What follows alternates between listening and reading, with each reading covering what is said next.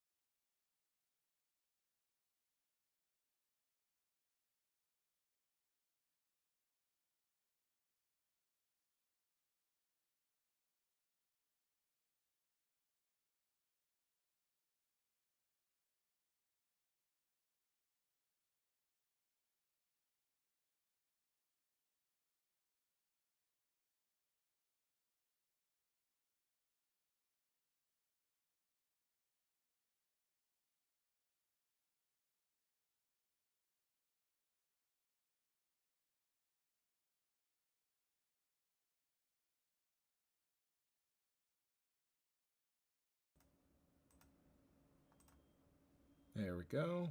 So I should have audio. And what's up, Joel? Thank you, Blogger Music. Really appreciate that. Alright, so we're mainly just going to be doing some setup. So let me know if I'm coming through way too loud or way too low. I'd really appreciate it. Then I have to make sure I get the game volume in. Let's see what I can do.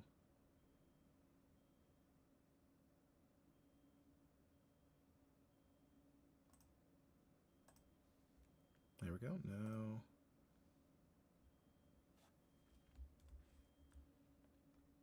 doesn't appear to be picking up my game audio yet. Maybe a little low. All right, let's raise it a little.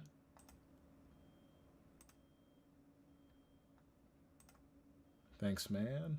And what device does it want to use for the audio speakers? There we go.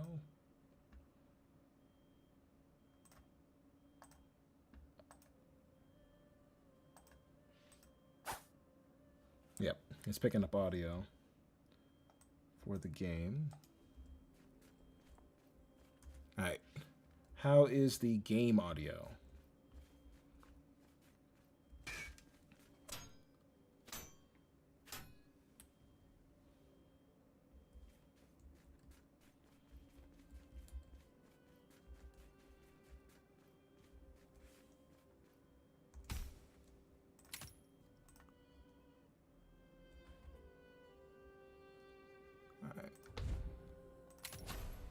Let's head back to the main menu.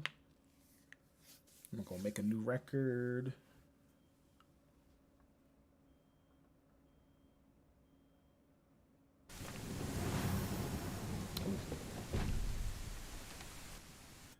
Game volume coming through a little too loud.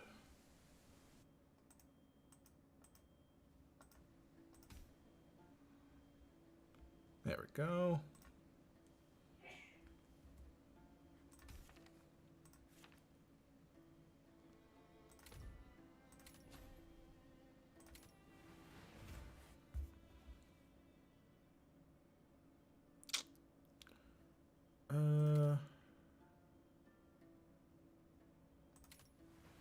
go with the rogue.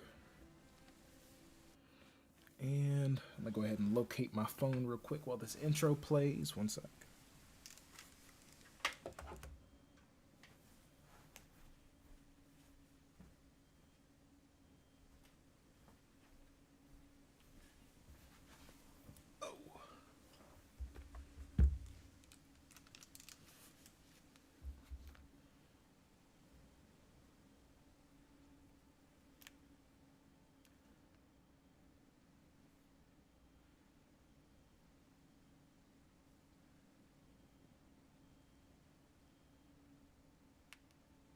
There we go.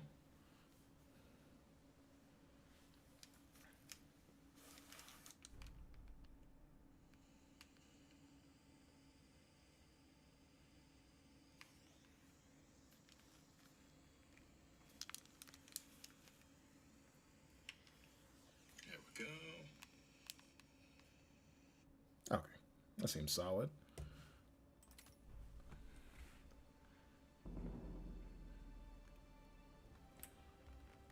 Alright.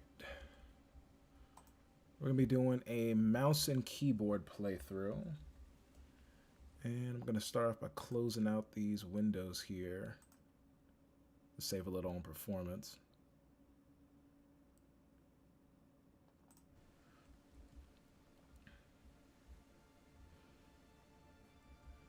Okay.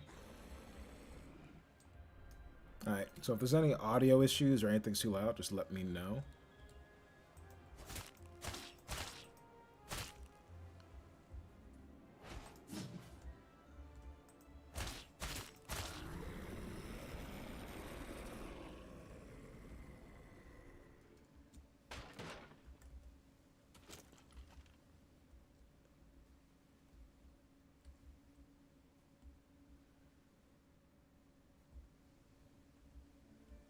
Alright, so we're going to go ahead and activate this. So we can turn back to it later if necessary.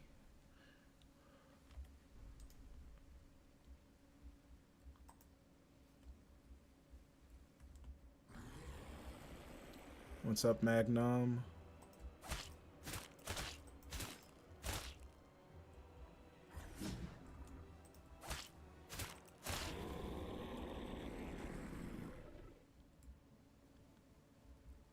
Man, we've had a lot of good stuff happening.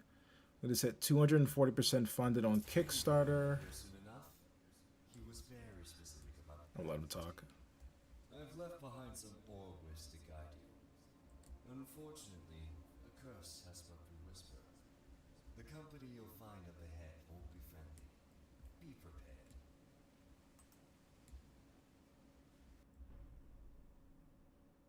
Okay.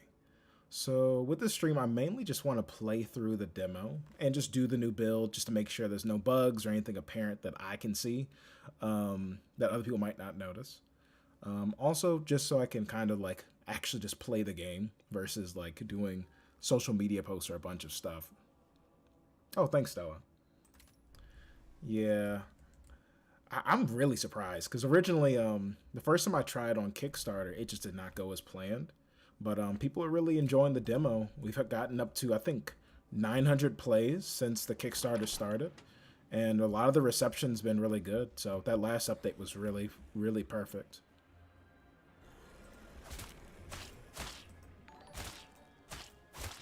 Hey. Oh, shit.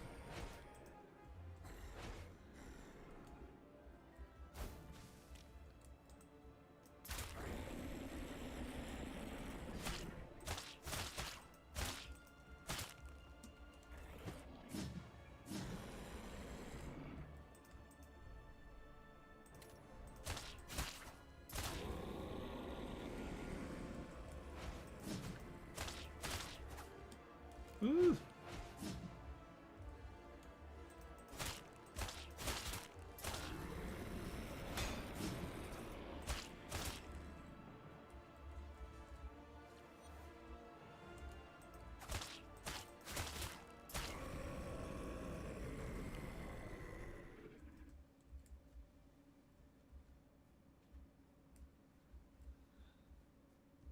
Oh, I'm glad you enjoyed so far.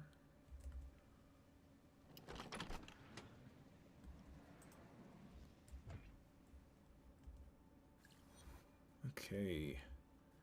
We're going to... Let's just do this cutscene real quick. I'm going to fill up my water real quick, so I'll be back in a sec. Oh!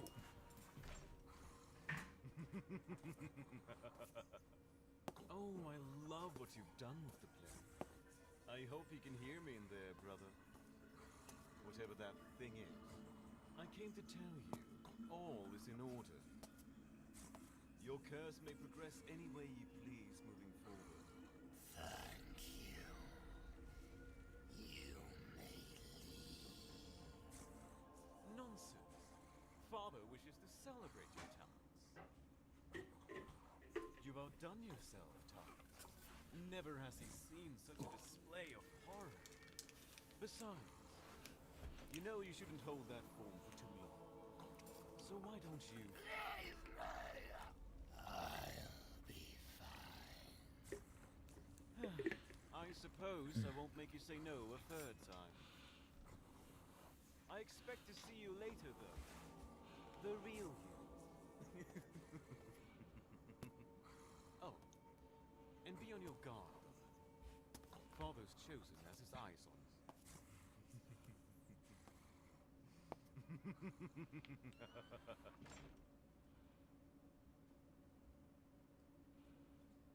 All right, so great lines by Ellis, possibly like one of my favorite voice actors we picked up for the project.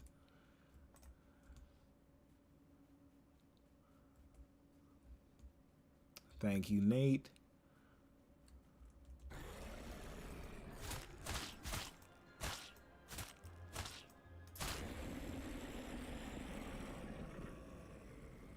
It took a lot of polish for us to get here. Oh, okay, turn up the volume of the game. Gotcha. Let's see.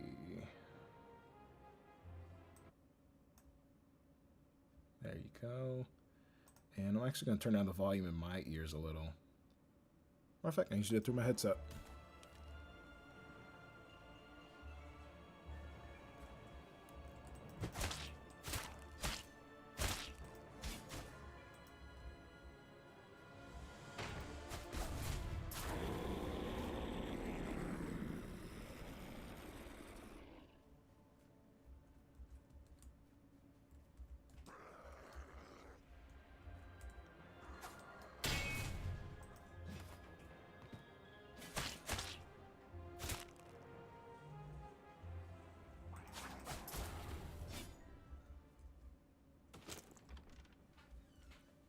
Solid, solid. And now we have the broadsword.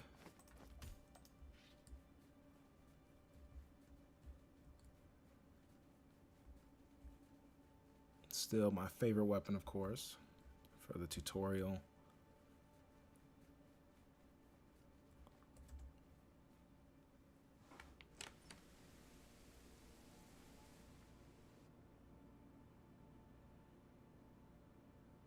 Okay.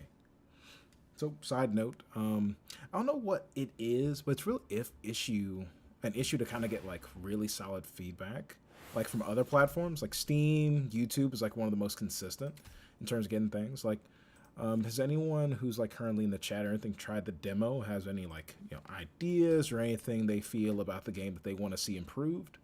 Because I'm always looking for more feedback, because a lot of this game was built off of player feedback. So that's like one of my big things.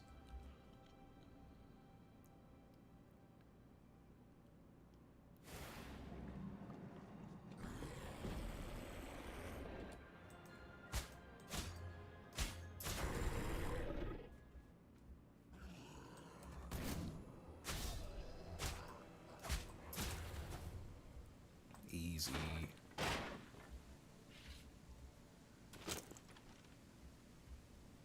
Okay, just drop down here.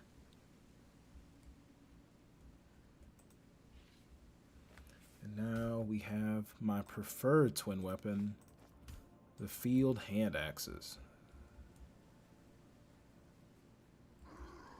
We can get our little Naruto run.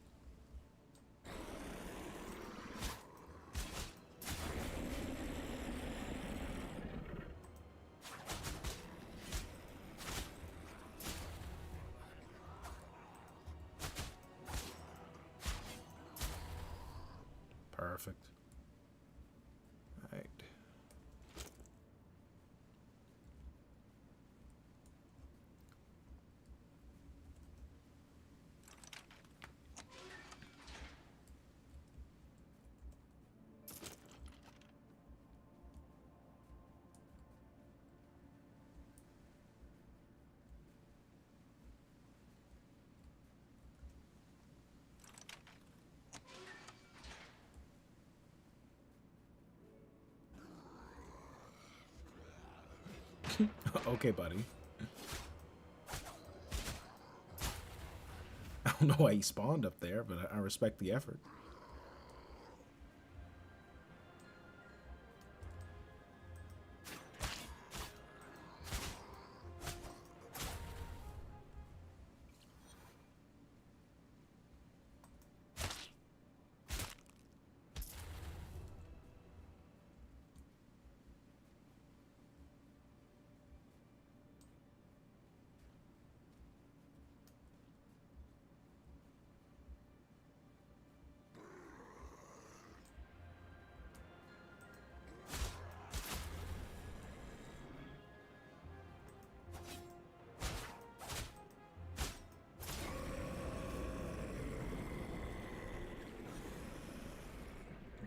I have no reason to fight them right now.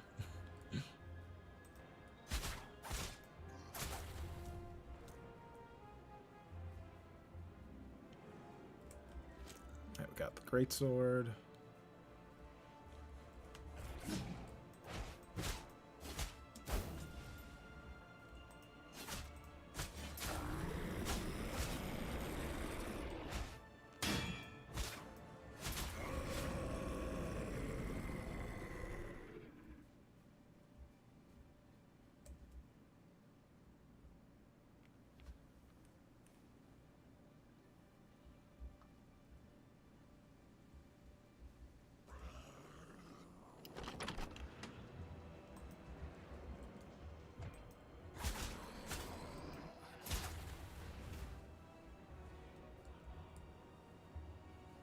Okay.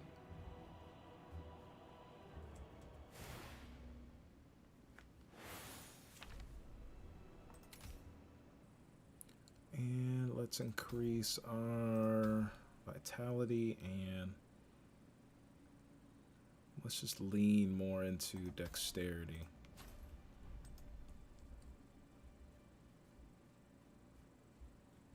Thanks, Dionysus. It took a lot to... I don't know. I got real discouraged after the first Kickstarter. And it took a lot for me to reapproach it. But I kind of reassessed everything and figured out like the exact amount I'd need for the funding and stuff. And I kind of helped to make a more realistic goal. Because I realized a lot of those larger Kickstarters, they have really big like ad backing or publishers that are like really pushing them. To the point where, like, before they even launched a Kickstarter, they're already funded. So it's been a big competition with them. But we got 17 days left, so we can definitely push a little further. And pretty much a lot of them have already either hit their stretch goals or hit their goals anyway. So hopefully more people will be able to, like, you know, support and get more from the project. All right, so we're going to... Now that's odd. Because I haven't pulled the lever for this boss yet. I had believed I was the only one remaining.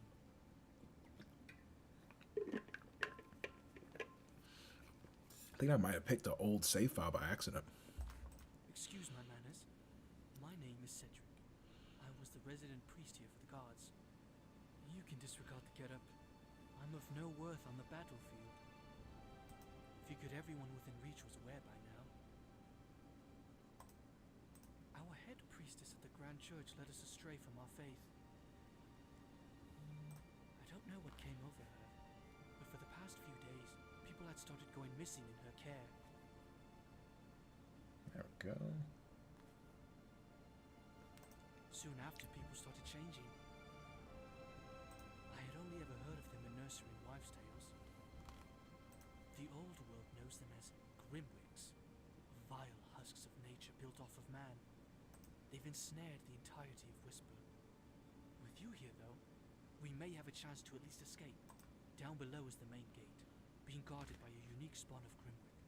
It's far smarter than the others. It's strange, but looking at it seems to remind me of someone I once knew. Pull the lever on the balcony and descend below. Perhaps defeating it may open the way forward. I will make this clear, though. I will be closing the gate behind you. I won't allow that creature the chance to feast on any survivors.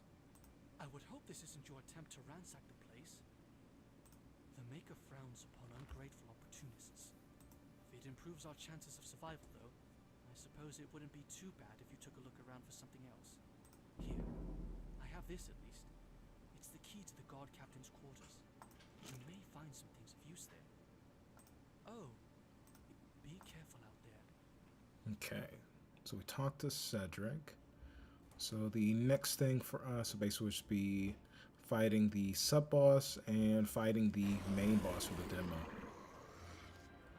Yo, these people are on something else. What are you doing?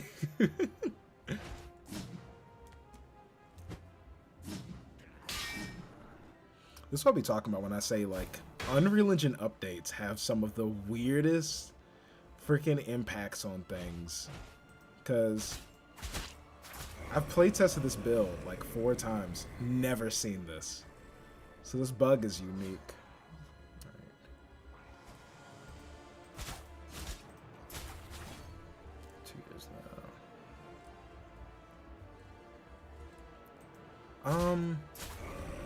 So for Nate, I would say, if anything, one of the best things you can do to kind of reach your target audience is kind of just put it on like either your Twitter or whatever platform you're using, and just make sure you're showing it off in a way where it communicates it to them very quickly. Because nowadays, like, if your game can't like gather attention in, like, let's say like a quick 20-30 minute shot, watch out for that tree, then it's gonna be hard to kind of like get them to even look at it. Because there's like, we gotta remember that, like, for indie projects, there's so many releasing in a year. So it's like, before you launch or do anything, just make sure you're showcasing your project. And a lot of devs do it. I'm not the biggest fan of it, but they'll do like a devlog 0, and they'll kind of like, for some reason, like, YouTube's algorithm will pick up number 0 of things, and they'll normally like launch a devlog series, but they're only really just kind of promoting the project as it's released, which isn't really a devlog, that's just an advertisement.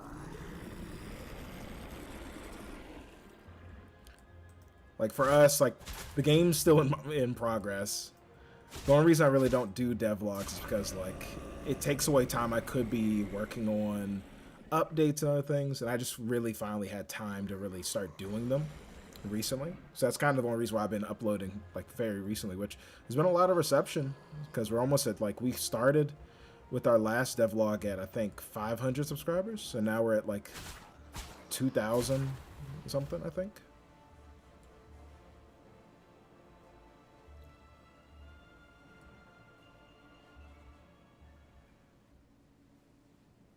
Okay, I'm gonna fight this boss.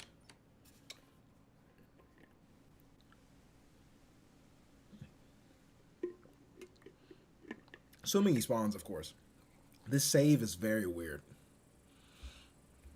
Yeah, the cutscene's already played, so like, but he's standing there. Yo, this is a wild bug.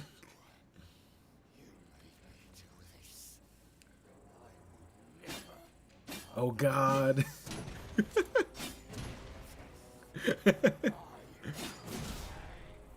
I don't think I have this if it's already bugged out. Now, on the bright side, I don't think he can actually hit me.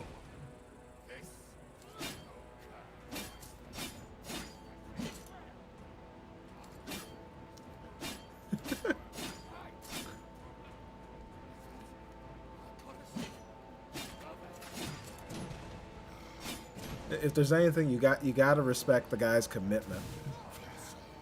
Like, he is trying his hardest to hit somebody.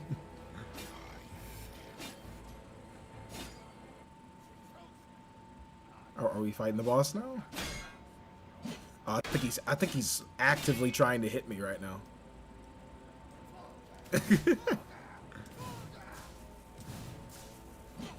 Yo, this guy is so rude.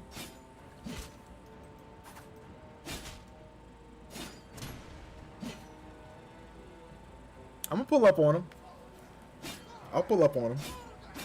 That's crazy, though. Like, so from what I can gather, this playthrough, or this, like, save right now, is having a bug where it's checking for the player tags of certain cutscenes, and it's using the save that was already loaded. So when I had the other save that already defeated certain things but didn't do certain cutscenes, now it's getting all confused.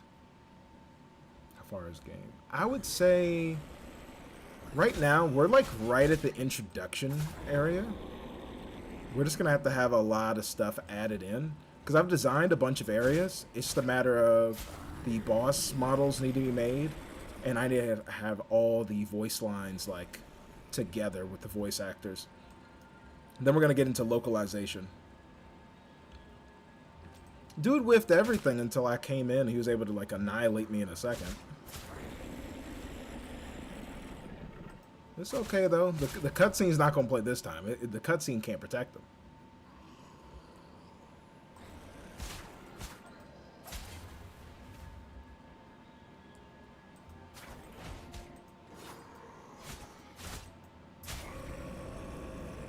You're gonna poke me with that finger. Oh.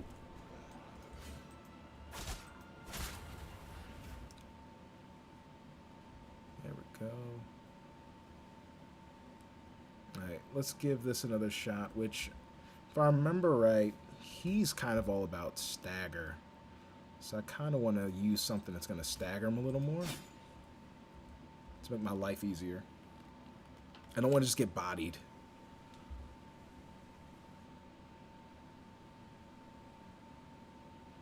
So he has very high shock resistance because Folger's like his favorite spell. Like it's just built into his character. But he's weak to pretty much everything else. And he doesn't have the most stagger resistance, which is pretty good if you use heavy weapons starting out because it's just gonna keep stun locking him.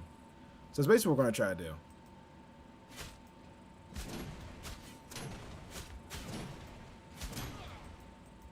Yeah, like we almost have him already.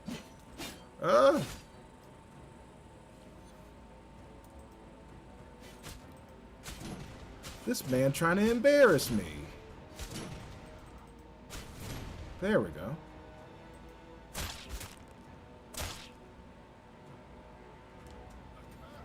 Chill, chill.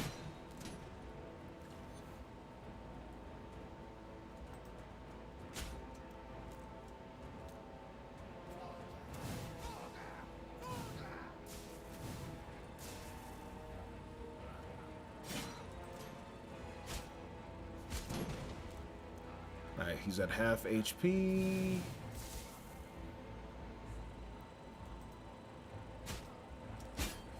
No! God. Oh, man. I figured that's what it was. Because, like, he's so weak to stagger. If you have a heavy enough weapon and you get the right timing, there's not really much you can do.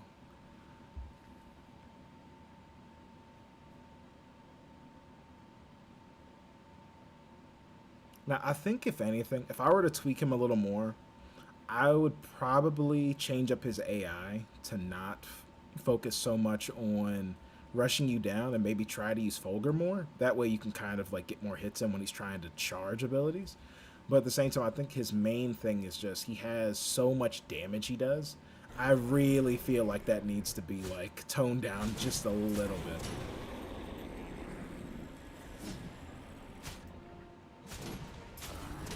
But at the same time, I'm thinking I kind of want his character to kind of bar progression to a different area. So I think it might be good if he has that much damage, because if you come back to him when you're stronger, you know, it would respect you taking the time to like level up.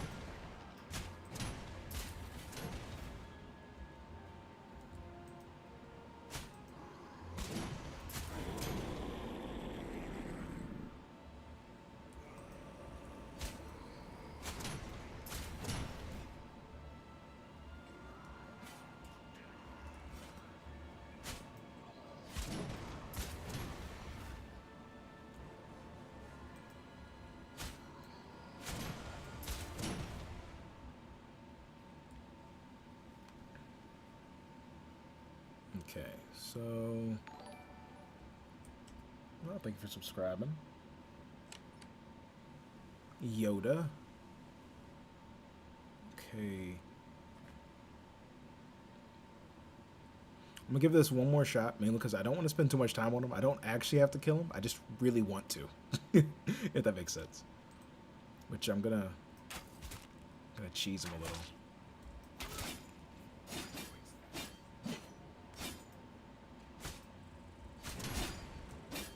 Ooh.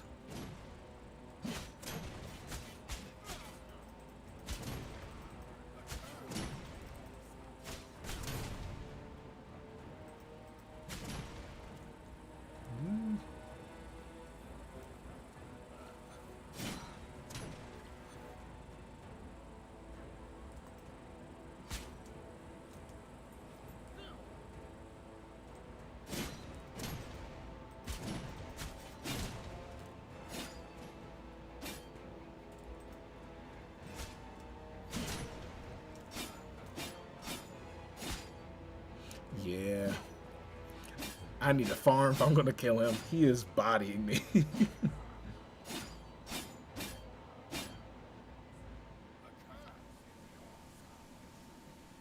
Yeah.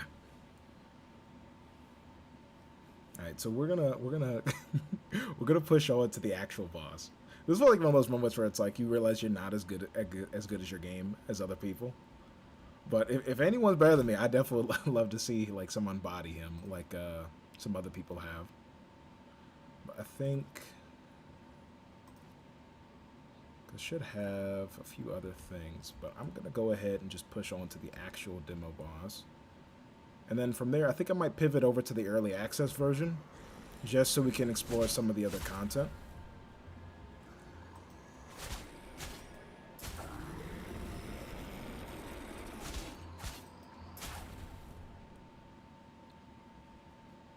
There we go.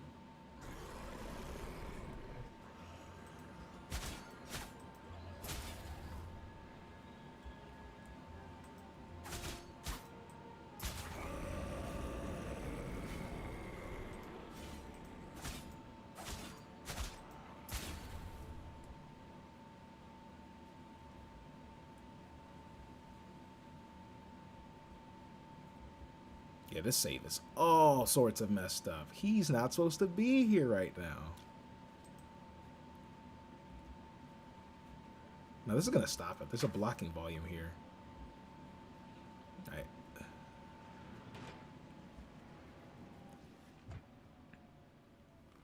Get ready for another bugged out cutscene. How far you Double traveled? audio. He's doing double speak. You have a talent for ending up in places you're not wanted. You've got a promise. He pushes past the actual boss.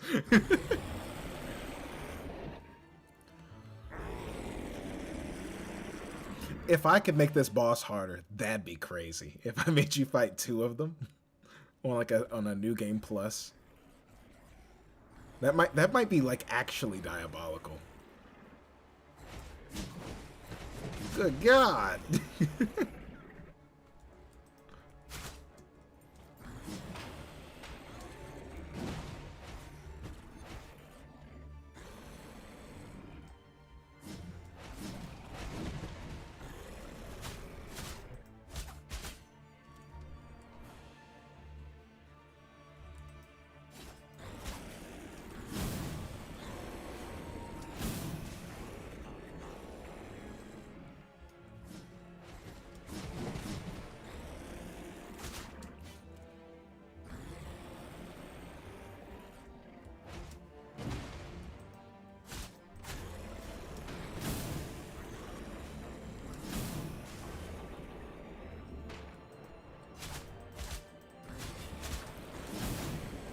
Damn, I dodged way too early.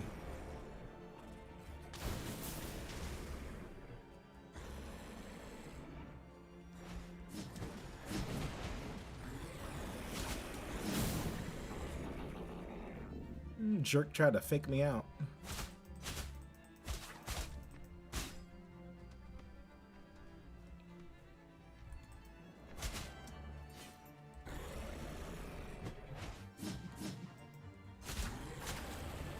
Got him. Whew. I have no potions. Like I'm just guaranteed to get like annihilated in a second. Impressive. You know, Father told me to leave you be. I'm gonna have to add this double speak chosen thing seek to out the his harbinger. list of bugs that need to be All patched. that waiting is boring. though. Besides, a quick fight can't hurt. What do you say, kid?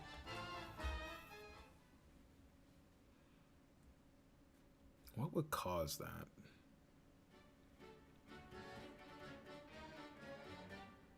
Oh, thanks, man.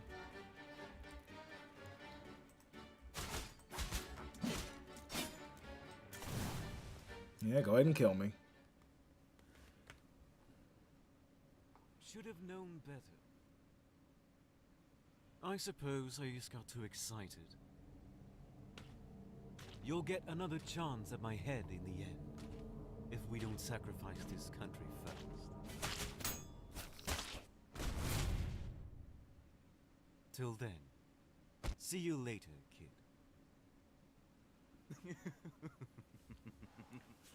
Okay, so what do I want to do? Because now we're going to end up in the other cutscene, which I guess we'll see if that works along with this update right now.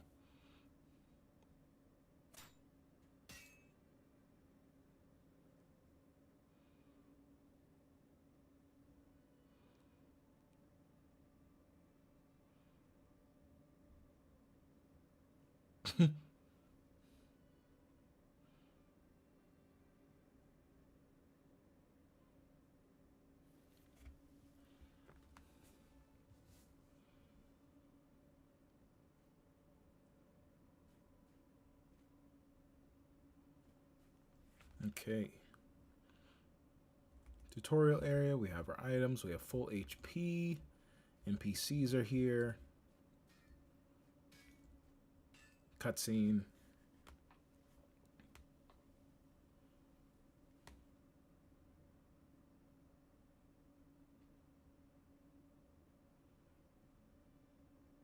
See, now I'm starting to wonder which build I'm playing.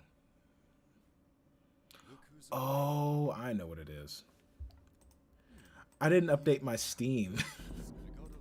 So I'm using the buggy patch. I'll be here if you need me. Gotta keep this. Oh man. So this doesn't even count like as a full test because we're testing an old buggy build.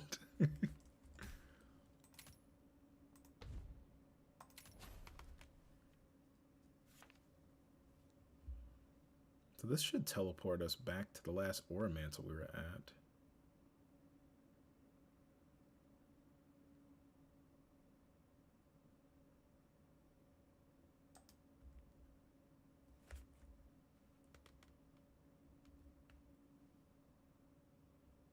Alright, so let's go ahead and close back and go to the correct build then, since that's being weird. So it should be through Steam.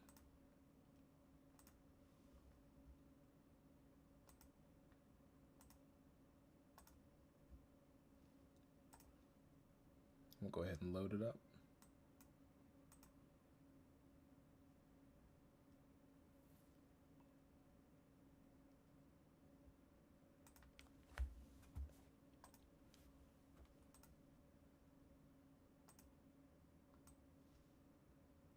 Alright, let's come over here. Back to the right resolution.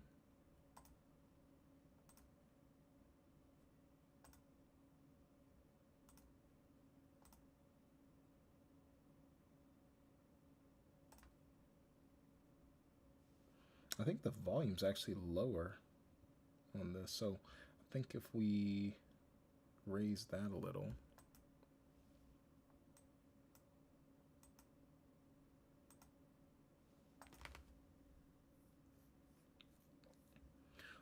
So Edward, I would say the game's expected playtime would be, let's say, 8 hours if you were to, let's say, like, ignore all the side content. So the story is basically going to entail you going between the 4 main hub areas, which would be Celeste, Solemn, Whisper, and then back to the Baltane capital area at the end of the game. But overall, like, those would be the main places you're expected to go to, and each one involves at least 3 bosses each. Probably like 3 mini bosses, and then one like the third boss being like the final boss of the area.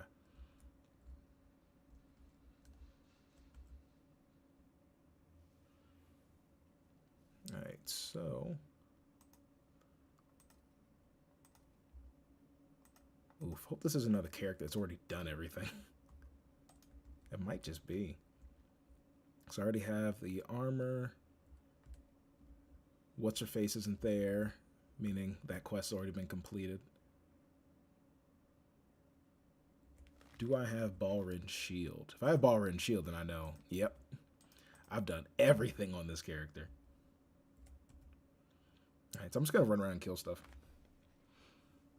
Half sword. No, I've never heard of that. Is it like a RPG? Is it like a old title?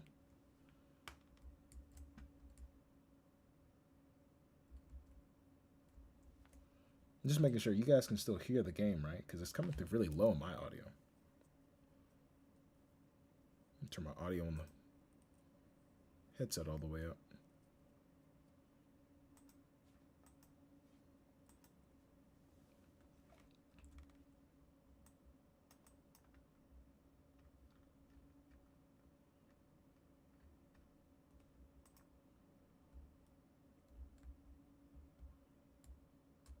Ooh, physics based. See, I love physics based fighters because I remember I think it was something court, and it was like a fencing like fighting style game, like a fighting game, but it involved fencing your enemies, and you died very easily. Like it was like one shot and you'd be dead if you like missed or the enemy like snipped you right in like the right angle with their sword.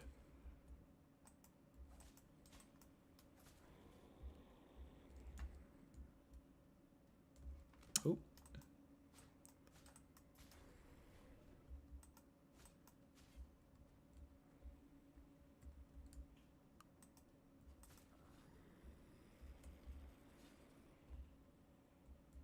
Okay. So now that I remember who I'm playing as, I should have the Aura Mace. Yep. Proper armor, HP, and stamina system.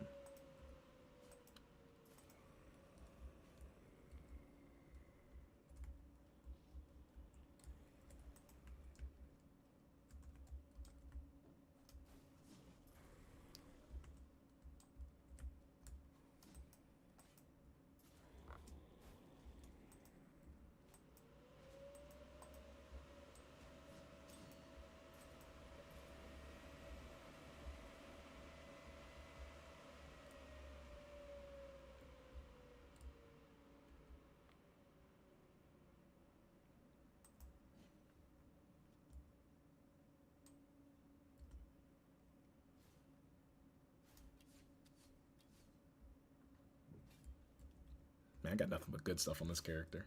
And I got the good potions.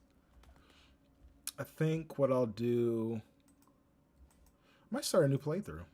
I'll probably play as the warrior this time around.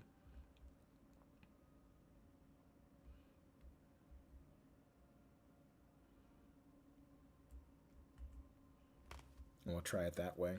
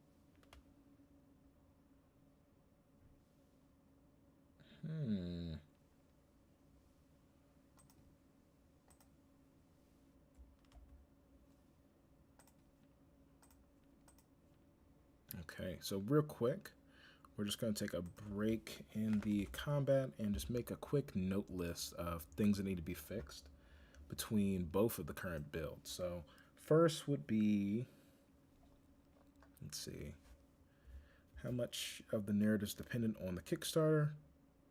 So all the sizes of the 4 hubs set in stone. So let's see this.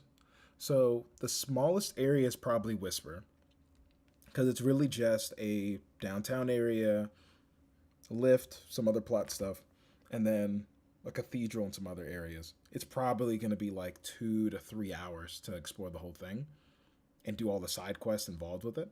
Each of the areas is going to be around the same scale as Whisper. So from there, the main things that you were getting from the Kickstarter getting additional funding would be funding towards just making sure there's more character customization options for the player, more armor options towards in-game, and stuff that just adds more to the game. Because, like many people tell you, like it's very easy to make a game nowadays and have content. In terms of that, finishing a game is another story, but adding content is not a hard thing in a game. It's just adding quality content that you had an artist or someone on your team make is drastically different than just making the area with the assets you have at hand. So the more funding we get will just go towards amplifying the quality of the game and the different things you'll go against. But in terms of the areas and locations, they're pretty much set in stone. The only thing that's up to expand would be like if there's bonus content to get out of those areas. Like I basically was like saying like, what if I could add runic dungeons or special kinds of dungeons to challenge you further? Okay. Character progression in the game. So character progression in the game more or so stems from your character's max level. I'm currently planning for would be, let's say, around, I want to say stop at like 75. And then after you get to the end game, that's when the cap gets removed, and then you could go up to 100. And I do need to readjust the numbers because, as you can see here, I was able to get to level 51 like in the tutorial and through some of the other areas. So a lot of these numbers need to be refactored and corrected, which I'll probably do by having like a legacy save for people that played the early access to play their characters. And then afterwards, you can have a unique save, which is just, that's the new profile once the new version comes out. That way you never really lose track of your old save file, and you can still go back and use that character, even if it doesn't have all the same things added to it. But overall, progression, if I were to like explain it, how it would function, you have your basic stats and things that make your character stronger you're building out. You have your equipment you're gaining, and then you have your relationship with different NPCs you're building out. So that's kind of what would be viewed as like what's making your character better.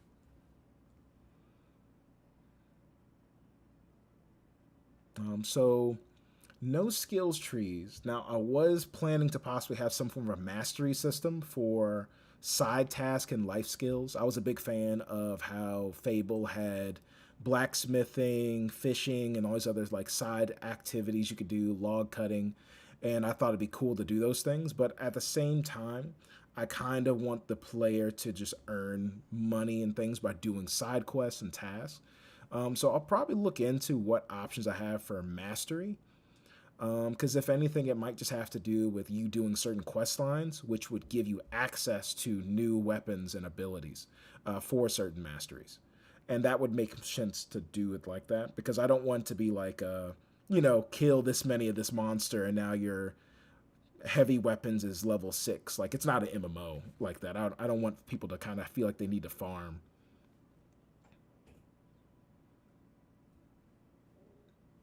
Yeah. Because, it's kind of like the thing where it's like, I love Lies of P and Souls-likes like that. But, like, when they had that skill tree, and a lot of people experienced this when the game first came out, they have the skill tree where you just kind of finish the tutorial, the starting area, and then they reveal that you kind of have to earn the character's basic abilities being better. Like, they limit your dodge roll, they limit you getting up after you get hit. Like, it was really, like, unwieldy at the start. Yeah, I should definitely designate it. Now, there is one thing I did plan on adding, because I wanted to make it so players had more of an impact when they built out their character. I was thinking about maybe having certain weapons have attribute or stat requirements for like in-game weapons. That way you couldn't just kind of play through the whole game, get this like godly sword and just start using it with a damage like reduction, but you can still wield it. Like, it just wouldn't make any sense. So I might add like a stat restriction for certain things where you need to have a certain stat level to be able to use certain weapons. But that'd be kind of as far as I take that. Everything else, I kind of want you to be able to like experience, get access to, and just play out your adventure and to be able to just use things freely. That way, if you ever feel like you need to pivot your build, you just can.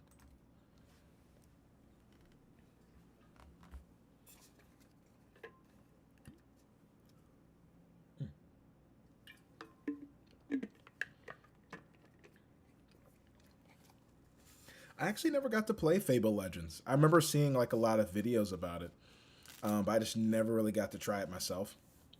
I think my cutoff was Fable 3, because I played through Fable 3, and one of the biggest issues I had was what was it? Fable 3's plot was like the biggest issue I had with that game, where it was just kind of like I just didn't like the way the ending was going. And then like they tried doing the same thing they did with Fable 2, where you kind of like raised money from your community and then you had all this gold, but they created a reason to do it. But then that basically meant like, oh, if I do all these like ways of getting money beforehand, it makes the plot arbitrary, where I could just be like, I don't need to do bad stuff, I've saved up enough money. So then it's just like, it's not really that bad of a choice then, you know?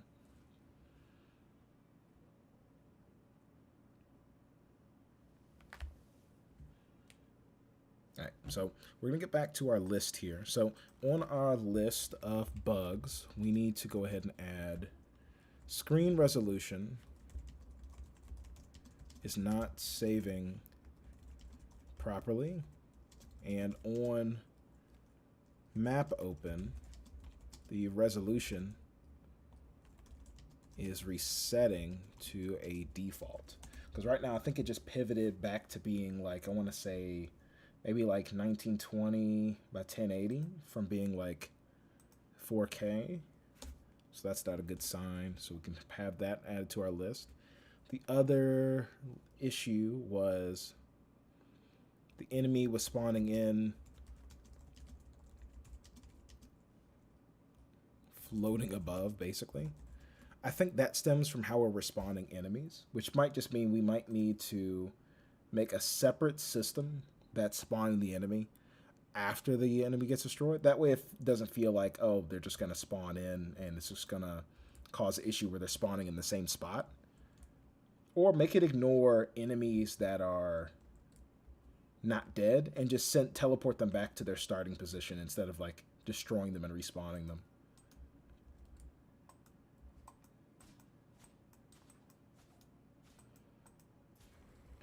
Okay.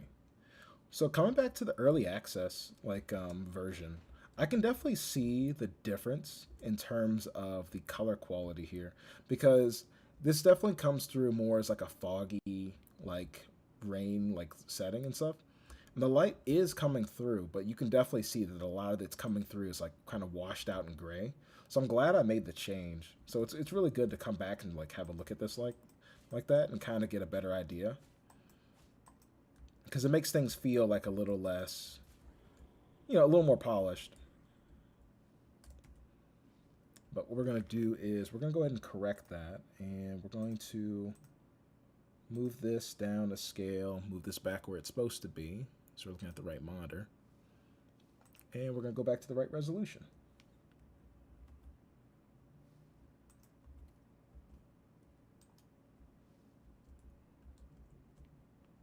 That should fix it. It might be laggy for a second, so let's give it a moment.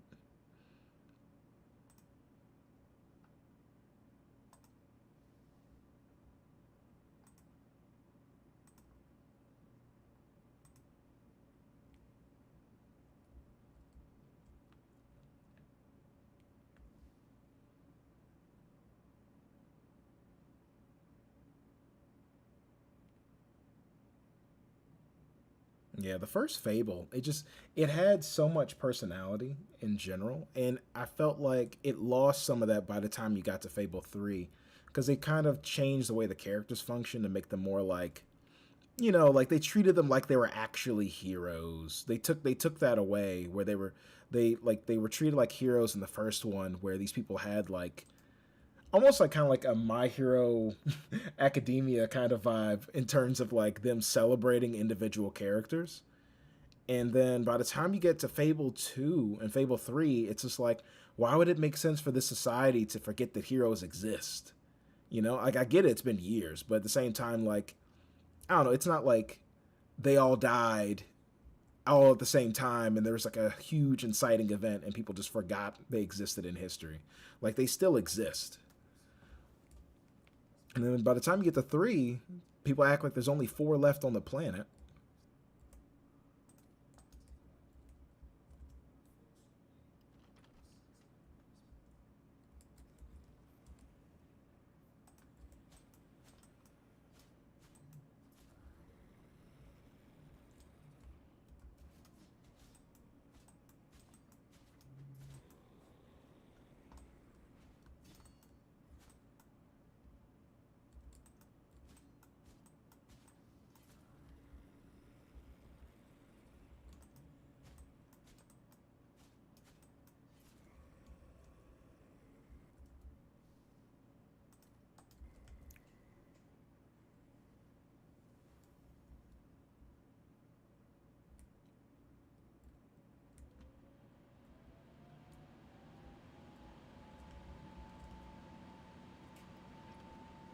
Okay.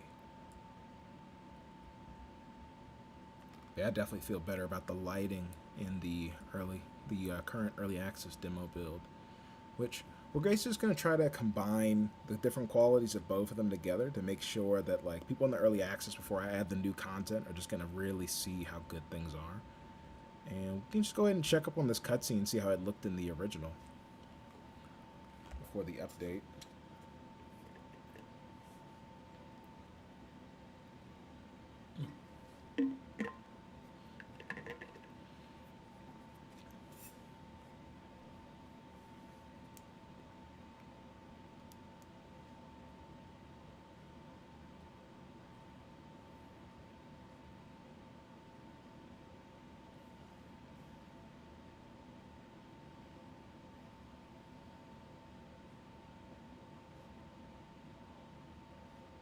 There we go.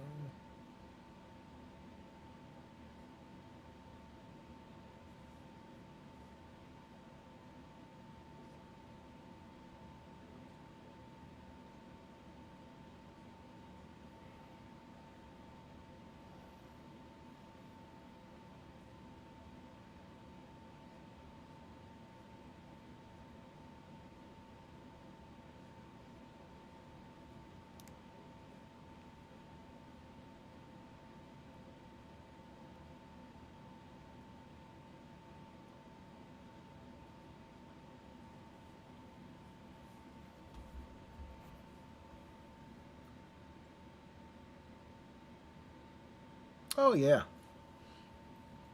Wolverines were so like I don't know. They used to scare me when I was a kid. I used to love that idea that you're being hunted, and especially like when you had to transport those villagers like between the two different like towns.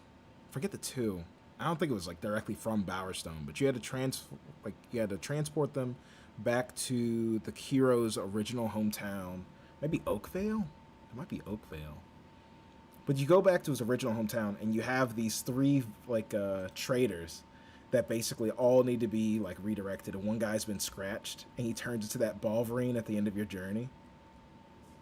Like I literally used to go out of my way to like direct the dude to just like stand as far away from everyone as possible, just to make sure there's no chance of them dying during that mission.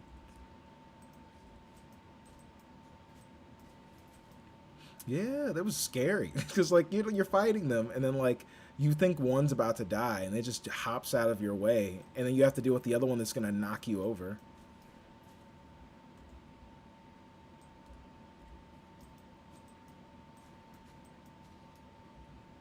Which I hope to kind of simulate that with the in Solemn, because in that chapter we kind of go to the snowy mountains and stuff, and that's where we kind of meet some of the other creatures you'll have to fight.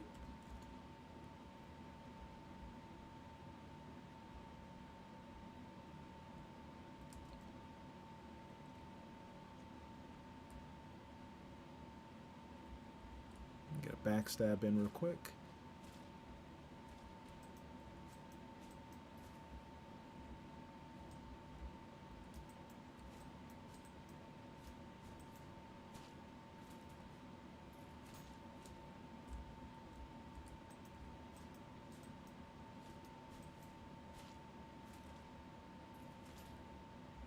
Okay.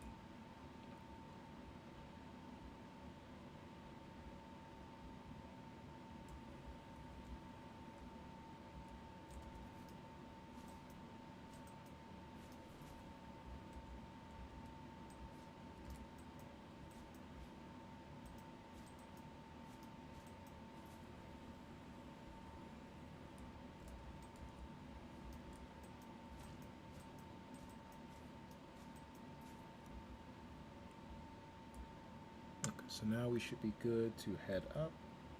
And just as a checkup, how's the stream performing? Because I do know, like, sometimes, like, when you pivot between games or change resolution, sometimes it's like a little bit of lag. Is everything okay for everybody?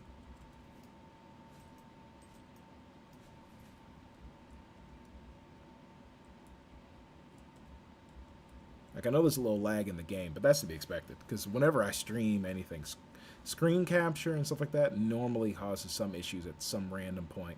Maybe my computer just starts, like, humming, like, really loudly.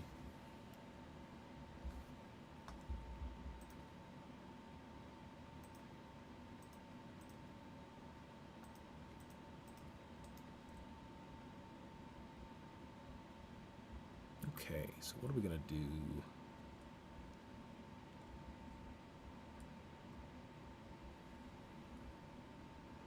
Where's a shadow?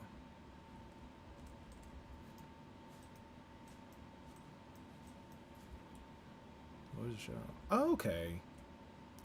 Yeah. I played Castlevania Lords of Shadow 1, but I never finished that one because I was in college. I came back to that series later to play Lords of Shadow 2 because that trailer when he freaking says the chant with this, like, this golden cross was so hype. I was like, I have to play this. Like, and it was, I did not regret it. The game story was amazing. They managed, it was so wild that they were able to translate the Castlevania, like a Castlevania like game, like gameplay aesthetic to 3D so well. Like, you really felt like you were unlocking more parts of the castle as you got more mechanics.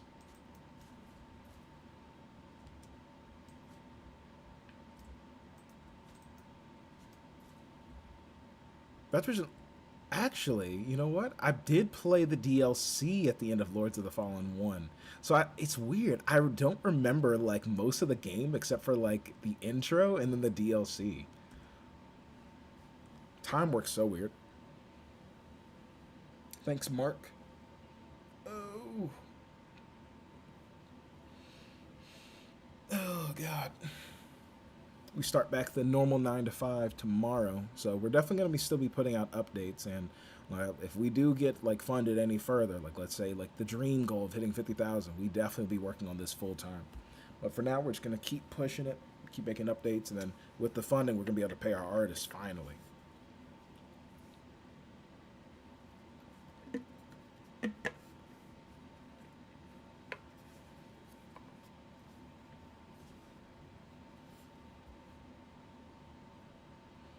Yeah, like the idea that he's the chosen one, but they don't, like, no one knows that. They just think he's like this, like, horrific evil being that they have to stop.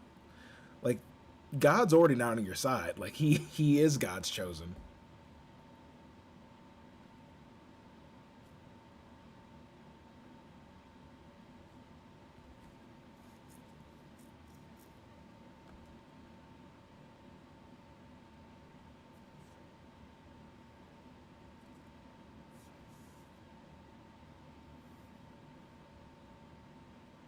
Okay. We're gonna try this again.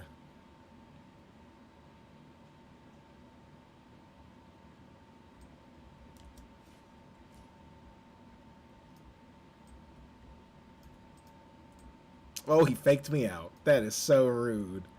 He saw that parry coming and freaking faked me out by changing moves.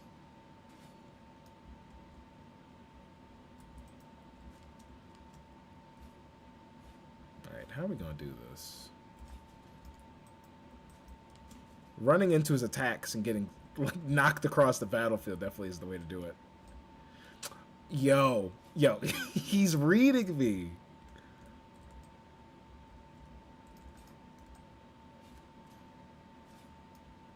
See that's the thing about like Souls likes. When you have a good and solid parry lined up and the boss does something you're not expecting, and then later on your timing's messed up. Like you missed like the last one, you missed the second one you tried because they did some weird stuff. You try any other parries, you might as well give up. The timing is going to be completely off because you want the parry too bad now.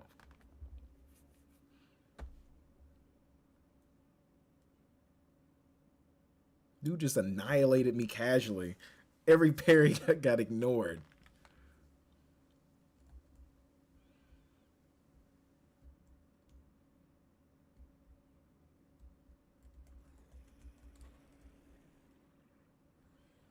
So I think one thing I've been trying to do is strike up a balance in performance regarding how the game handles loading.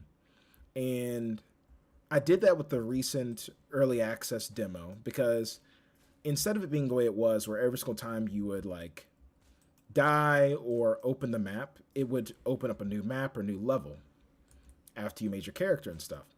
The problem that causes is once you do the intro to the game, that's going to make it so your character is going to have to load in the map for the intro cutscene, which it just like kind of holds you back from like starting the game for a little bit, and it doesn't feel as smooth when you come out of the character creator and then immediately like the game's loading.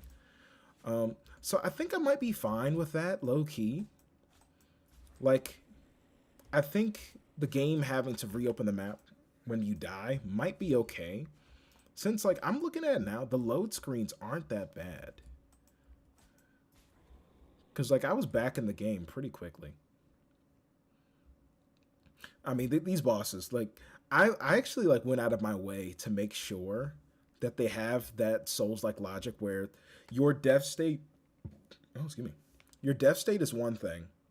The actual like loading the next map death state is a whole other thing. Because I wanted enemies to keep swinging at you even after you were dead. Because that's kind of like one thing Dark Souls did correct very well in every game they've ever made, which is like if you die and you're still doing a death animation, there's no reason for the enemy to stop. Like the enemy is supposed to be this AI or creature that's trying to like kill you to the best of its capability. So why would it stop once your health bar gets depleted? Like it needs to know for sure you're dead, which that's what the purpose of your animation is.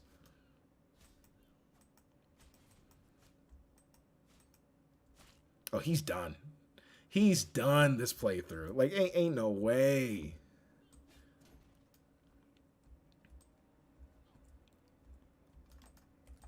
Oh, come on now. I think I'm just gonna stop trying to parry him, honestly. Yo.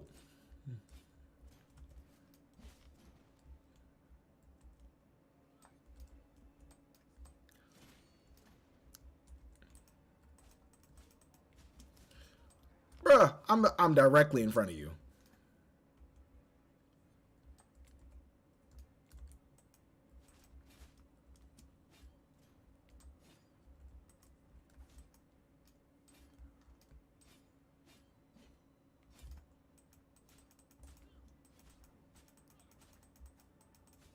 Come on, come on.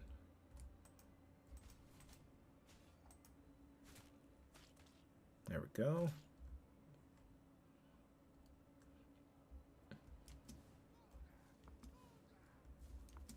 He's not that easy to cheese, because like the moment you try using arrows, he's gonna switch to just spamming magic. Ugh, God, I got cocky.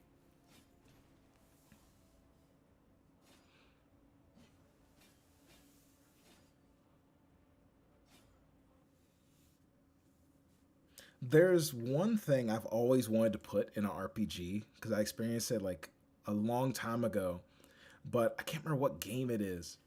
But it's just like you're basically fighting like a boss early on in the game, and he's like this person who's just seeking a challenge in general, and he literally just bodies you in the first few seconds of the fight, and he realizes like like you're literally like completely unmatched.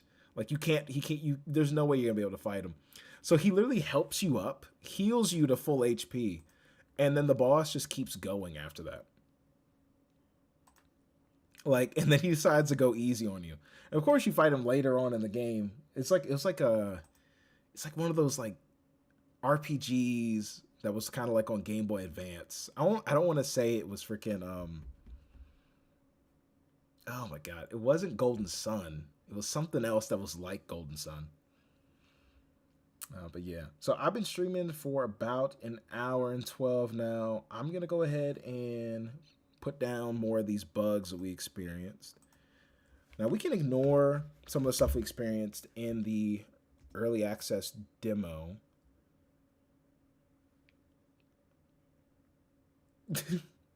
Three-piece no biscuit, hold that. The enemy was spawning and floating above.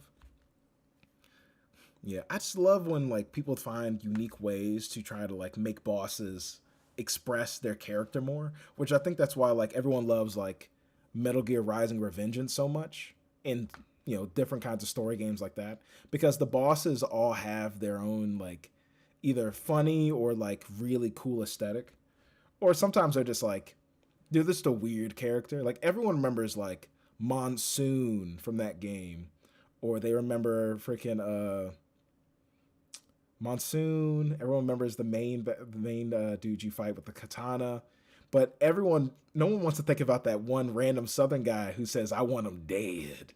Like that guy is really weird, but he's like one of the funnier characters.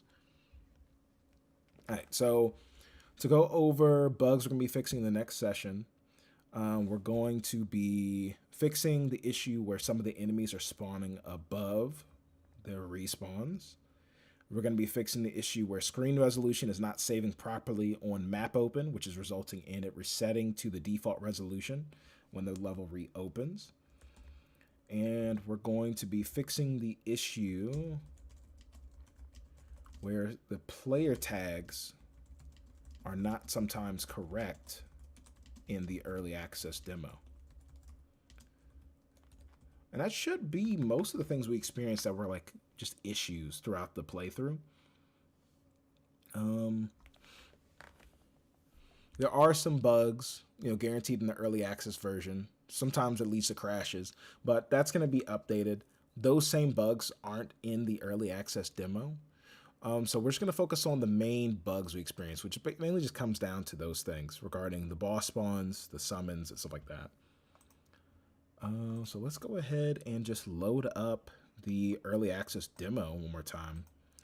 And I'm just going to kind of explore around and just mess around, because one of the cool things about the game being really small, I can basically make it so you can explore to this point in the demo, and in the same build, let's say if you played the demo and you've already progressed the game, you'll get access to all of that in the main game just by playing the demo, because all the areas are still in the build.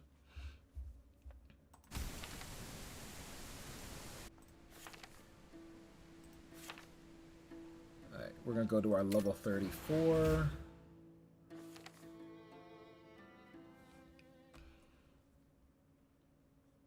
And I'm also going to lower the volume through my headset. It should come through loud as hell. What was your question? Yes, so button remapping will be implemented for PC.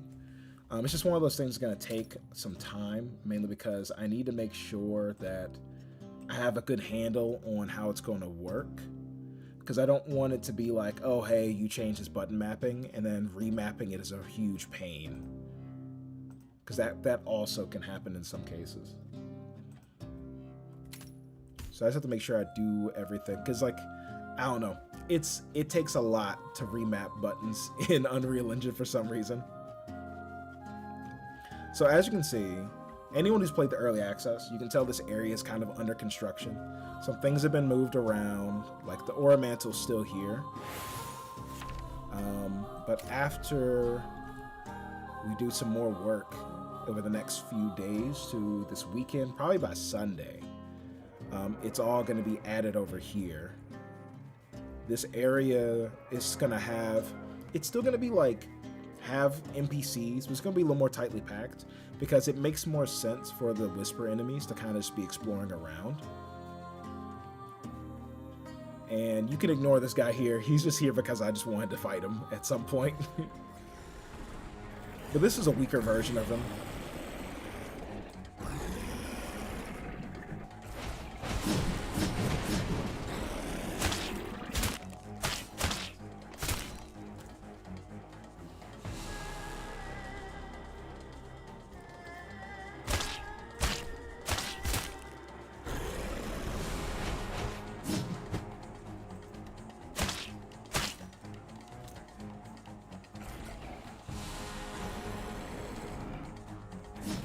I wanted to play the demo, but I was so used to the combat mechanics from D.A. Vale.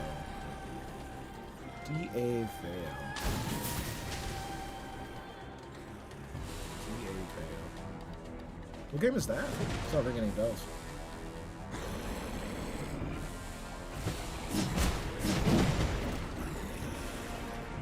I'd be called a coward. Yeah. Right side, this is running really well in this area. It definitely shows my NPCs must be like one of the biggest like performance draws in the game. Which that'd be another opportunity for optimization, making NPCs function better. But I don't really plan on having more than 10 of them in one space.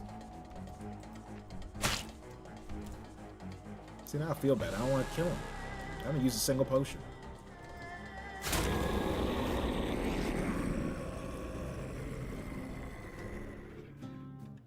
Oh, okay. I swear, people came at Dragon Age Veilguard so much, I don't even... It's this weird after effect to games getting released, where if people just, not necessarily like trash talk, but like if they say there's anything wrong with the game, it just naturally makes it like hard to like, not necessarily remember, but like think about. Like it's the weirdest thing. Oh, thanks, man. Ooh, we got Uriel the King, 555 subscribing. Okay.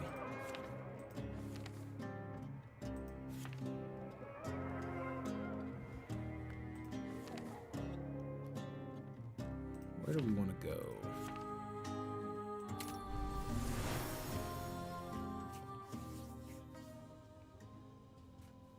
Thanks, man.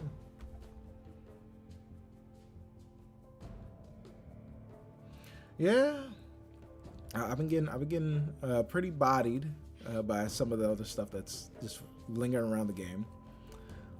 So, in this current build, early access, Green Pass is currently empty because I'm going to be reworking this area as well. Which, I've been thinking about more ways to do it. It's very linear. So when you first enter, right, you come in, you have this statue. I made sure like the lighting and everything was hitting it because I really feel good about the way it like hits this area.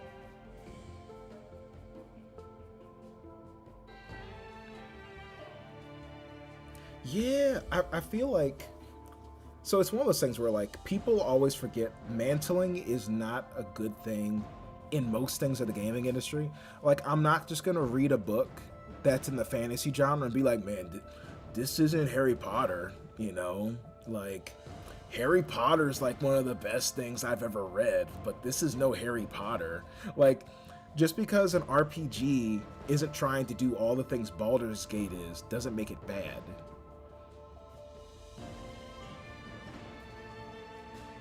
Oh, writer's block is the worst.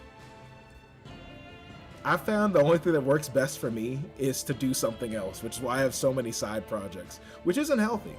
It really isn't. Like, I think I have a whole book that's like 8 chapters. There's only 3 chapters left, and I haven't been able to finish it yet. And it's been like, I think I haven't touched it in like a year and a half.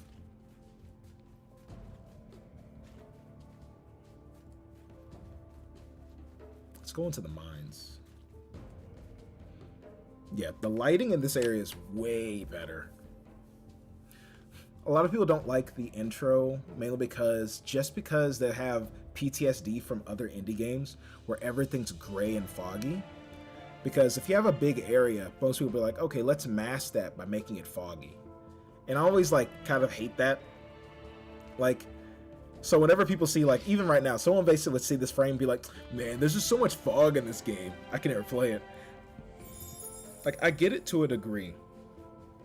But in some circumstances, I'm just like, you know, my game, it's not like this is like, it's not like you're not looking at anything. Like, there's still stuff here in the fog.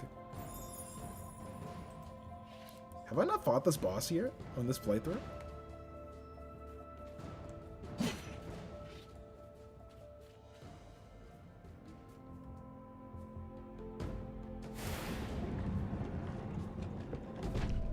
Yeah. Yeah, I've definitely killed him already. I must have changed the tags for that door. I still love this area so much.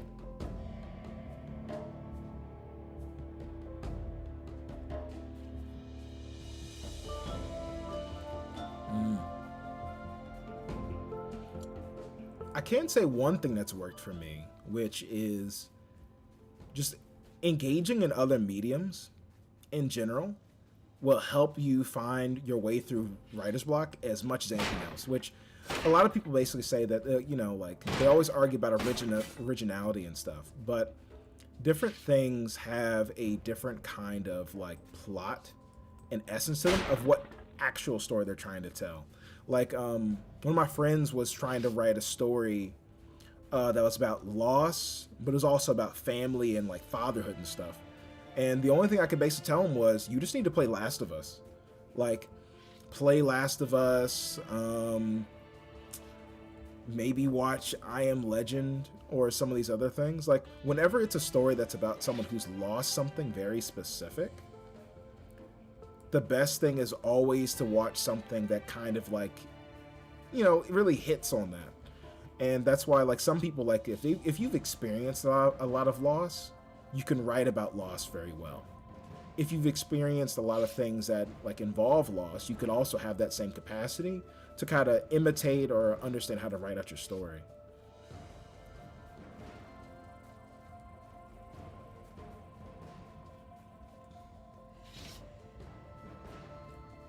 God, every time I come to this area, I'm just so happy that it performs so well. Because I'm, like, as a game dev, I'm used to underground areas being the worst to ever have to light. But this one just kind of, like, it's just perfect. Oh, I'm glad you like the area.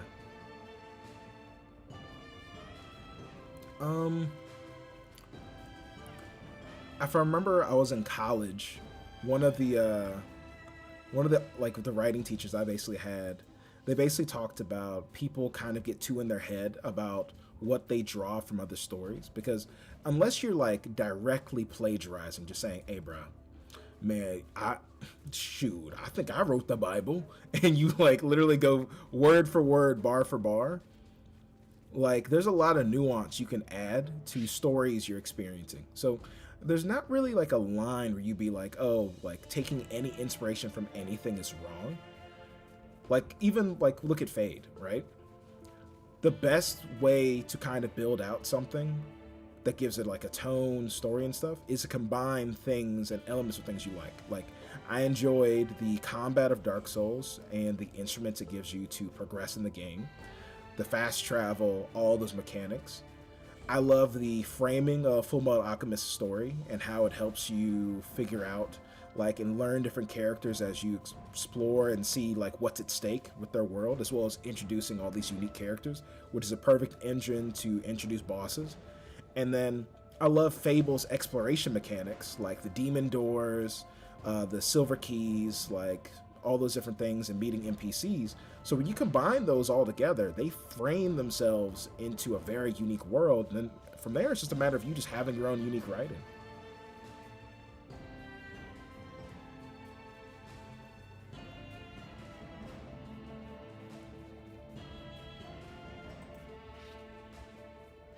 Ooh. A good playlist is solid. A go-to for me would be Chrono Trigger.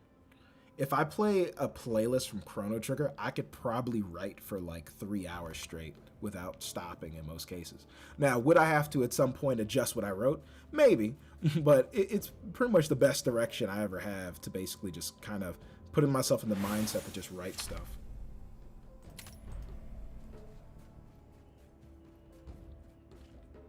All right, performance for this area is a check. Everything is running well. We love to see it.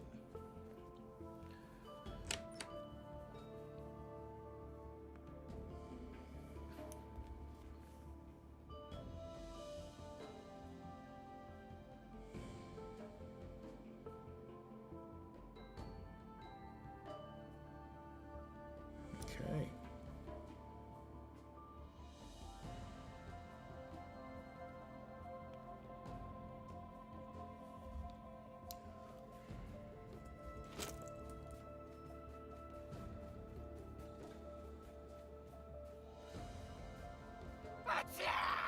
Whoa, you're still here? I thought I got rid of all you guys.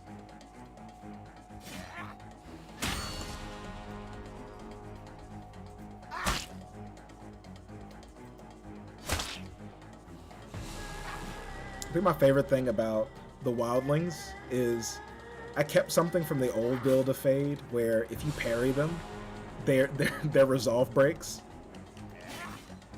I just have to land the parry. He's making it hard.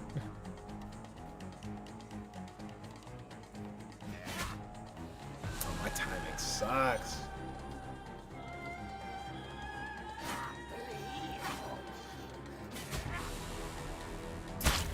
Oh. Oh, wait.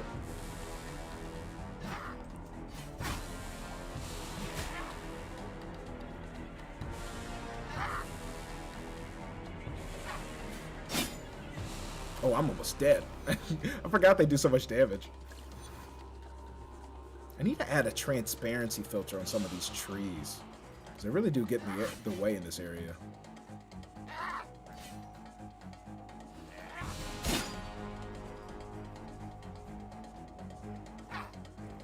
Do it.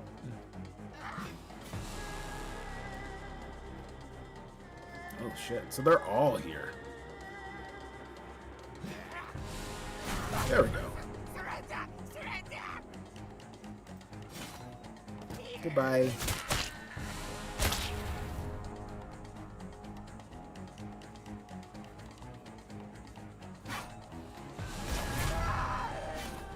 You too.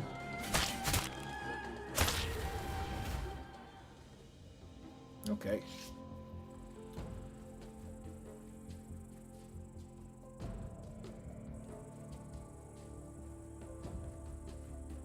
We got a blocking volume there. That's got to be moved.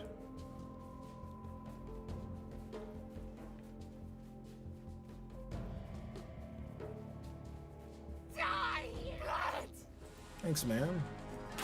Oh. Wait a minute.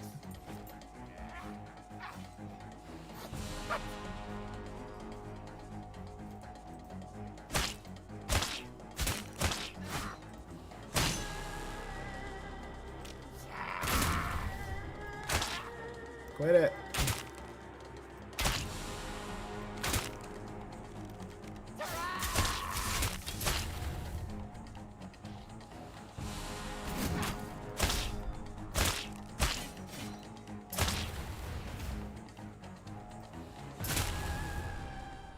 You always gotta make your archers cowards.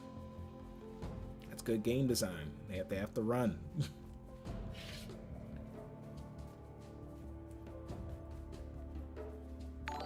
Oh yeah, man, Full Metal Alchemist is amazing.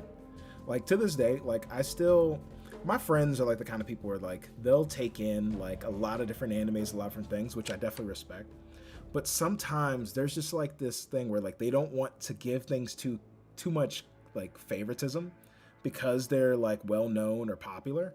So it's like with Full Metal Alchemist Brotherhood, I'm like, to me, that's the perfect shonen. And they go, is that even a shonen? It is a shonen. All right, like can we come back to reality here? And it's like one of the best in terms of like story progression. Like I don't think it's just the perfect story. Like, and I'm not the kind of person to be like, oh yeah, man, this story's better than this one. But I mean, if I were to pick any shonen I was gonna like rewatch, it's probably Full Metal Alchemist Brotherhood.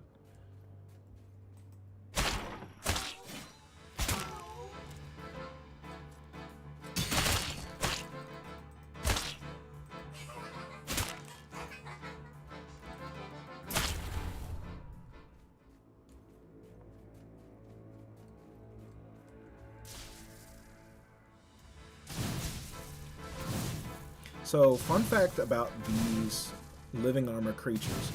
Each one that I've designed so far has a mechanic where if they have an excessive amount of electricity that flows through their body, it's going to cause a chain reaction that increases their attack frames or basically just makes them like function differently. This one's being weird. Like, bro, get down here.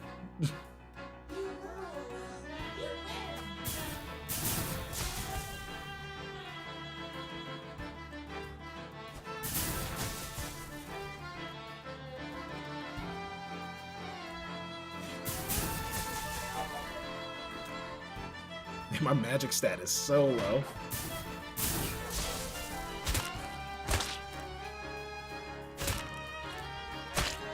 Ah.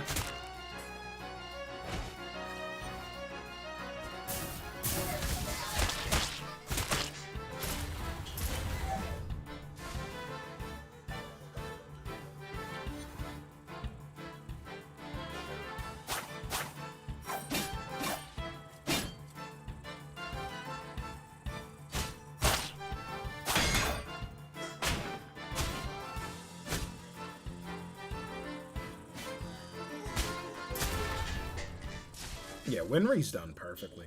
Because a lot of shonens have this thing where it's like the characters progress more than everyone else in the cast.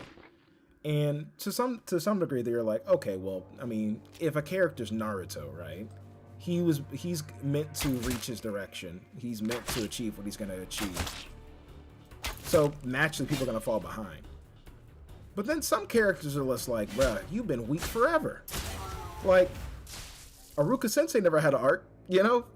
I mean, I used to love that dude as a character, but they never gave him a single win except for being a good father. That's kind of crazy.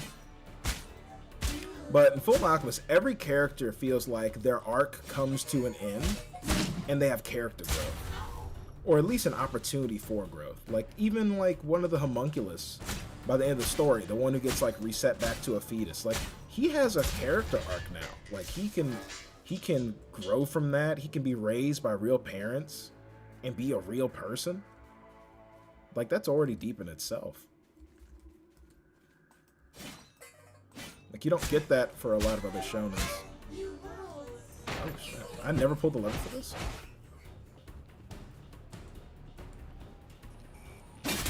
I'm sorry. I'm sorry.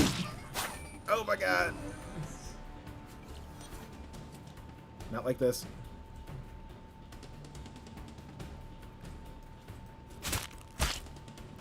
We might dip. We out.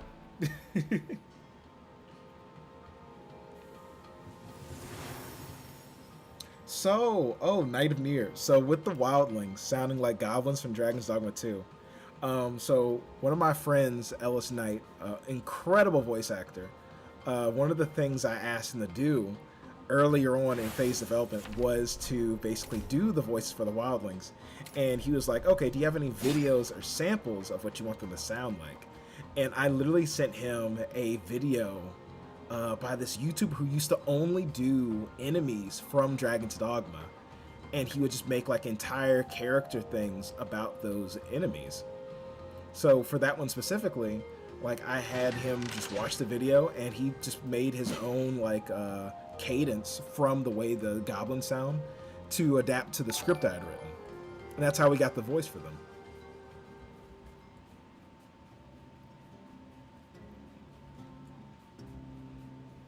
Yeah, this playthrough is going through some stuff because this gate opens, but the boss is gone. Let's already delete him.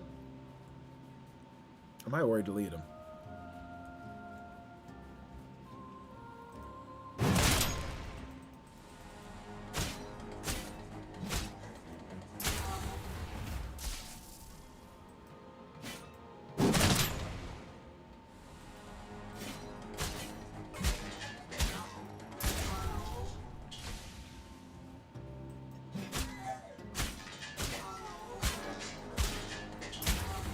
Yeah.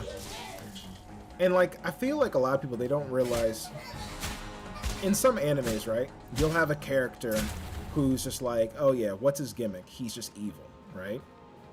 And that's kind of where the plot of that character ends. They'll elaborate in Full Alchemist and say this person's evil, but in spite of this. And they'll have some kind of character trait that shows at some point they actually felt or acted human in some capacity. Like the best one being Greed, of course. Like Greed's arc is literally understanding what his greed actually means, because it never meant, oh, I just want to own things. It's that I want what other people have in a way so I can have something for myself. And like that includes everything: friends, family, a life, like teammates, people's things. Like it was all about himself and like his internal connection to like everything else. Which is why it hits so hard that he's willing to sacrifice himself at the end. Because it becomes more beyond like him like just caring about owning things. He actually cares about those things.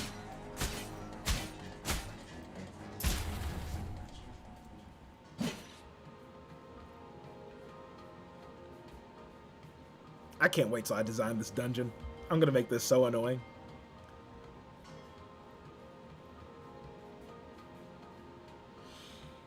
Oh my god. Alright, let's sip some water. We have been streaming for a while. And also, I think the freaking Streamlabs is broken. Because it says we have 7 people in here, but I could have sworn it said 20. In the actual YouTube app. So we'll go ahead and check it out. Because right now, I think we're cross-streaming on YouTube, Twitch, and TikTok. Which I never streamed on TikTok before, so...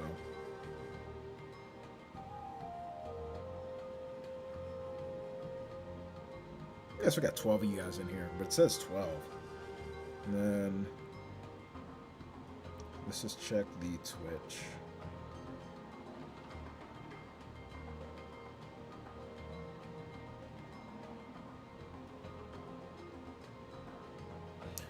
Oh my god. I'm gonna open in the app.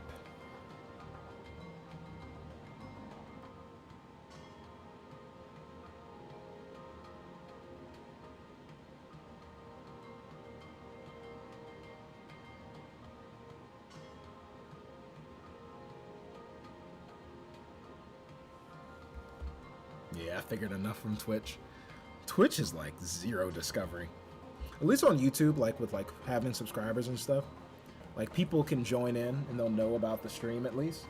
While on Twitch, it's just like, you know, you're not like the Asmongold's of the world or these other people. So like, good luck getting seen at all. Oh yeah. There's just something that's like, there's more weight in a character that's intentionally evil versus someone that's evil by nature, if that makes sense. Like, you want your character to feel like, oh, they're just a bad person in spite of something else, not like they have to be, you know?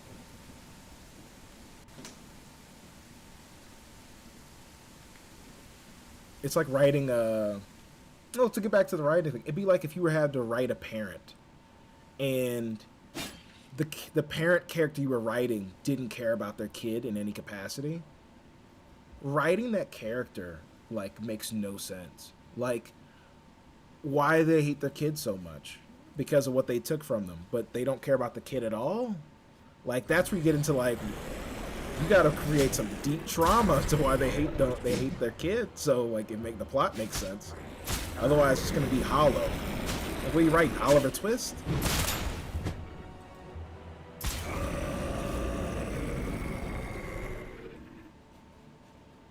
Oh, Asmongold's room. Oh God, that I saw that clip of him like moving stuff. That place is scorched earth. Like, me personally, like I'm a big fan of like people that like do stuff they love and whatever. Like, shoot, I used to watch his like streams where he would like do the skins and stuff. Like, he would do the not skins. He would do the mount off competitions or whatever. And I would have that in the background while I worked on different games and stuff. And like, once I saw how he was living and stuff, all I could think is like, man, like, is he okay? I just realized I'm showing content no one's seen yet.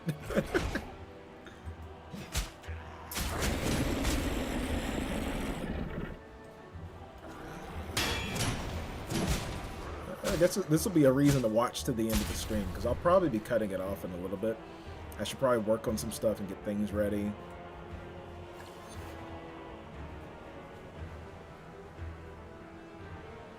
Who is trying to fight me right now?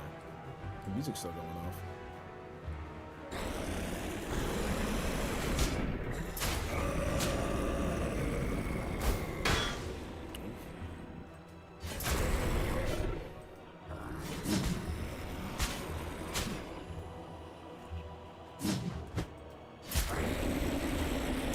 It's a possibility. And I think that's like one of those things where it's like, there's a lot of incels, and you show up now. Oh my God, I got womboed. There's a lot of people kind of in the incel crowd that are just kind of just like latch on to him. Because it's like, oh, well, he says all these things I agree with, and he does all these things that I agree with. And he doesn't have a girlfriend either.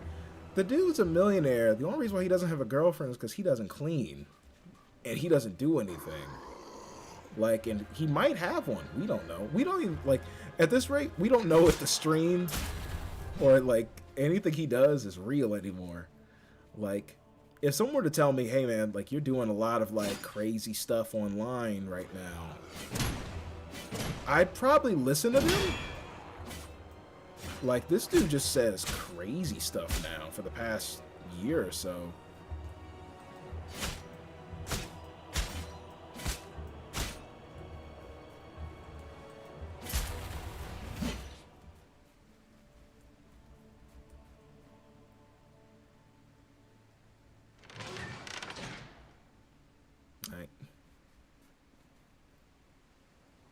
So it's one of those things where, like, I can't tell if this area is performing well or if it's the performance of the stream that's causing an issue.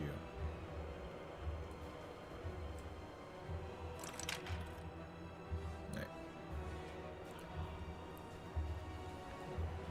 But yeah, so that's to the limit. The game's going to let us explore this new area. So if anyone's still in here, in terms of, I think we said we had 14 people. Last I checked, you know, feel free to ask any questions or anything if you wanted to talk about anything in specific. But I'm probably going to be dipping off in a moment.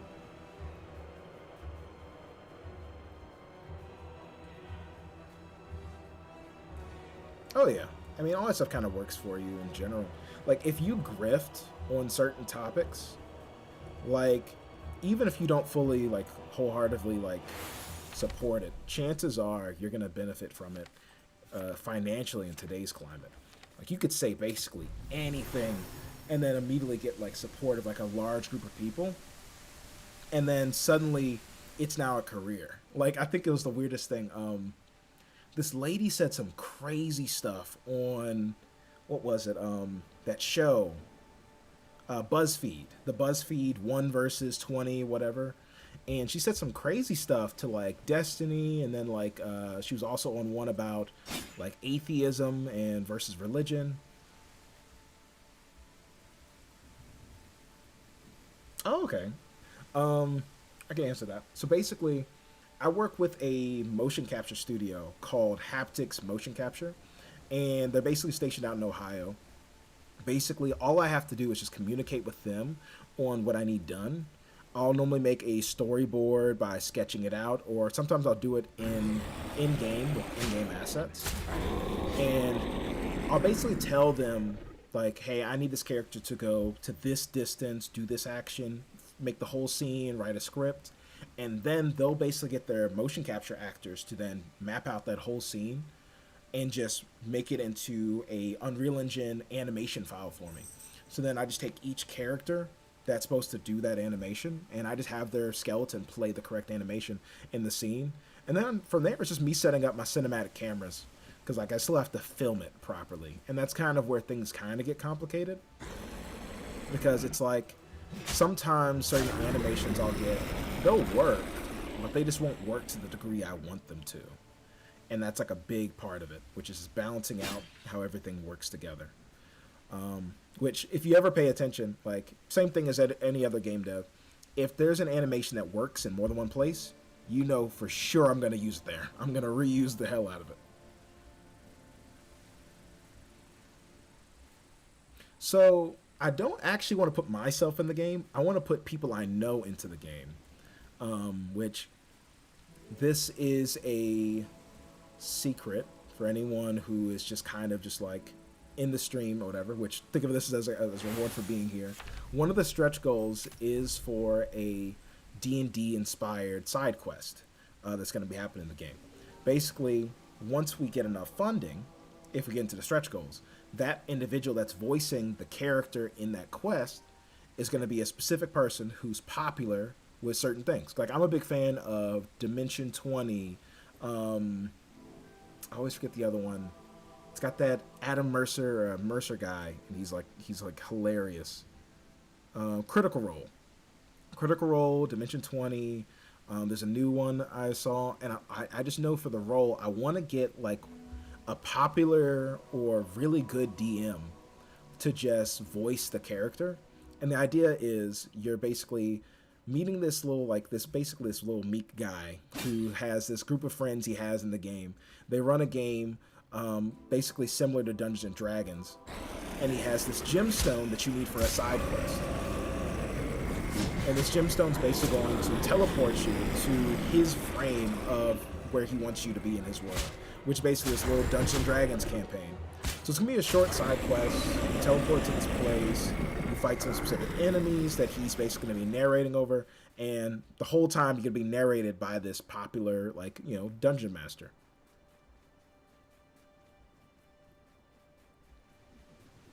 I could probably do a video about haptics, honestly. They have a few of the different things I assigned for them to do, and I could go over how I storyboarded maybe. At the same time, though, I know a lot of, like, my best YouTube videos that people, like, hinge on, which I think still sucks to me, is, like, if it doesn't include gameplay or, like, direct action within a certain time frame, you lose people very quickly. Like, something has to catch somebody within the first few seconds. Like, a biggest example, tabletop RPG video. Like, it goes over how Phase intended to be, like, pivoted to also have a tabletop included with the Kickstarter as one of the higher tier rewards, which there's going to be a tabletop release later on after the game's completed. And it literally goes over, like, how to play it, but, like, getting retention in that video for someone to watch past the first, like, 4 minutes, impossible. Like, I feel like I'd have to make, like, a detailed, highly edited guide that someone would, like, stick to it.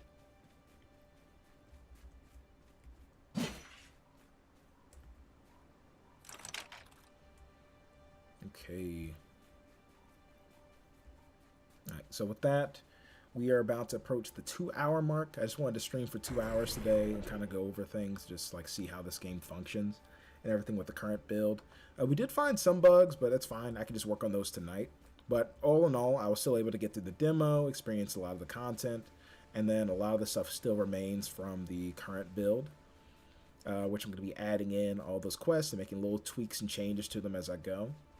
But for anyone who tuned in, thanks for checking it out.